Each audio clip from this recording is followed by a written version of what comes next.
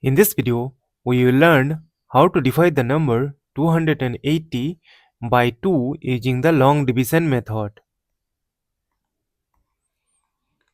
Consider the first digit 2. 2 times 1 is 2. Subtract from 2 we get 0. Now this 0 is less than 2. That is why we will bring down this adjacent 8 here. Now look that this is the number 8. So we will remove this 0.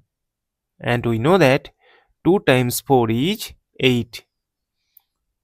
Subtract we get 0 again. Now again this 0 is less than 2. That is why we will bring down this adjacent 0 here. But see that this is the number 0. So we remove again 1 0 and we know that 2 times 0 is 0.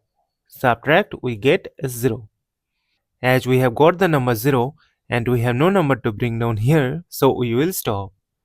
Therefore, 280 divided by 2 is equal to 140.